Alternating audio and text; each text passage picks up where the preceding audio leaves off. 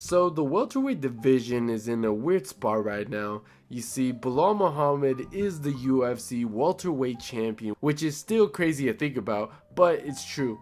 And the rest of the division is kind of all over the place. No fights are booked except for Gilbert Burns versus Sean Brady and Wonderboy versus Buckley. Plus, there are 3 undefeated fighters with no opponents lined up. So it's hard to say who deserves the next title shot. Honestly, the welterweight division is a bit of a mess right now. And the division used to be one of the best in the UFC, but now it's like a ghost town because the ranked fighters keep dodging each other. It really makes me appreciate the time when Kamaru Usman was the champion. At least he was fighting regularly and kept the division alive. Since Leon Edwards took over, it was a bit of a logjam. Hopefully with Bilal being champion, he can actually get things moving again. So let's lay out the roadmap for each fighter, starting with the champ in the division, Bilal Muhammad. Now, given that he's the reigning welterweight champ, he's got a few different paths he could take, but the one that I'm rooting for is that he defends the belt against Shavkat Rakhmonov. Now, you're probably asking why? Well, Shavkat's ranked number 3, he's 18-0 with all finishes, by the way. And there's more hype around this guy than there was for sliced bread back in the day.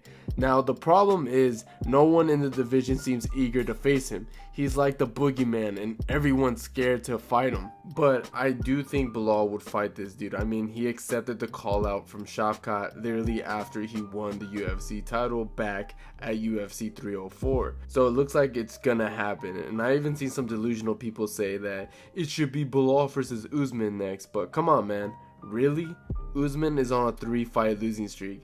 It's like saying your favorite team should get a shot at the championship after losing their last 3 games. He lost twice to Leon Edwards in the welterweight division and took another L against Hamza at the middleweight division.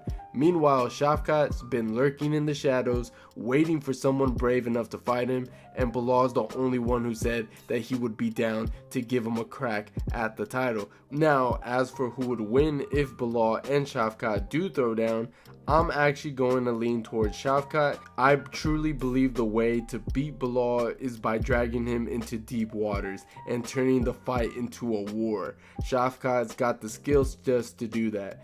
I see them trading blows back and forth, but eventually Shavkat would catch Bilal on the feet, slap on a submission, and it's night-night for the champ. But hey, who knows, maybe Bilal pulls a Dricus du Plessis and surprises everyone and somehow pulls off an upset. After all, it's MMA and it's always freaking unpredictable. And don't get me started on how Usman is still ranked number 2, man. Seriously, how is that a thing? If Usman wants another crack at the title, he needs to fight someone in the top 5.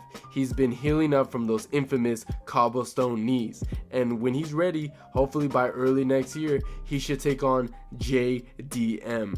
Now, that's a fight that I'll pay good money to see, and that fight should be a title eliminator. But here's the thing, I think Usman might be past his prime. His last 3 fights were close, sure, but time waits for no one. And this division's full of young killers. JDM's got hands for days, and Usman's predictable jab and straight combo might not be able to cut it anymore.